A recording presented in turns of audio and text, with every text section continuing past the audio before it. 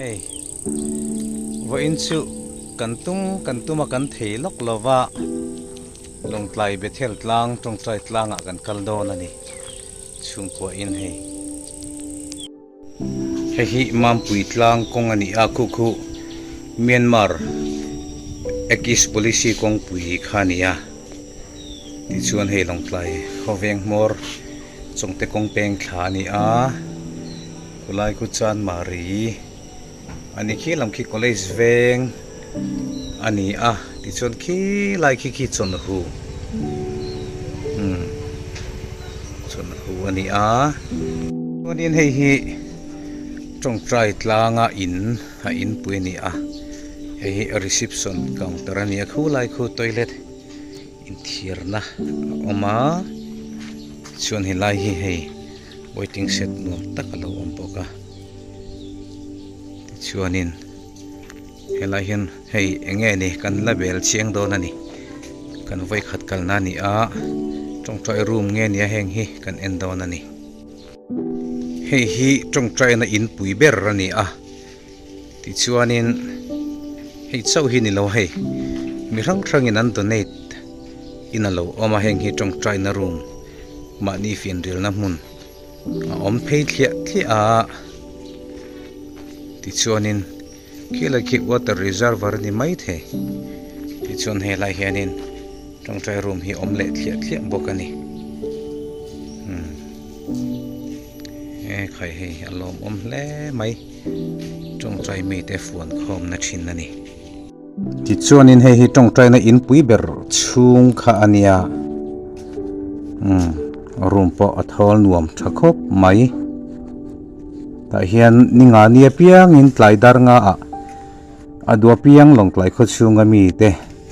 kho chung kher lo po tong trai turen lo kala tong trai ho na chu kartin in an hoi hot thin ani an man rem chana piang in adu te pon kal thin ani chuan he lam hi chan mari lam apang perle lama chu lamania ti hianin so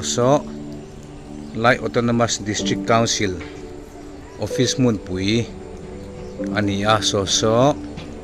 hi a main building ber ani thlanga mi khu annex building thar ani a ti chuan hi veng pui kan ti a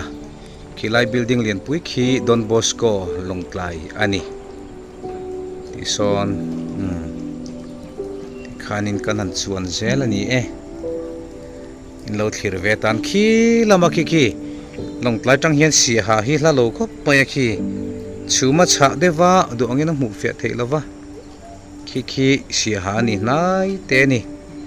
ti hian long tlai nin borok mela chon in nai devina oma achak tlang khi lai mi khi phong pui tlang ani Mizoram atlang sang ber phong pui tlang khani a chuma tam deu le ka fe theilawani hi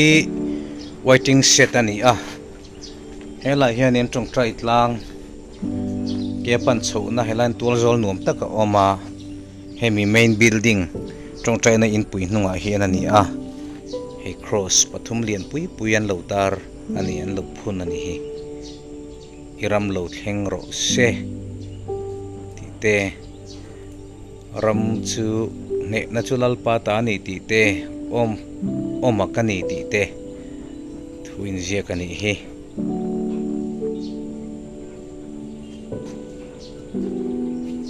khilam khi longtlai veng pui Christian Hospital longtlai chak len vel ani a ti chuan apia helai zol hi helipad ani ania helai hi reception counter kha ani hei anuam khop mai hei ti hianin kan le to dona pathian zara hun nuam takin kan manga ti hian kan holeri dona hi kan omna lam so DC office ania hi electric veng ani a hemi let liam thalia son kan omani helai hi lir theida na mun ani a an nuamin a theng tho hle mai hei azong sang thak don ve vin ka ria ti boi tu ommiat lawa du to ka tong try na han man the kha a hlo hle ni elai motor parking area ani anuam le mai ti hianin kan ho thale don ta ani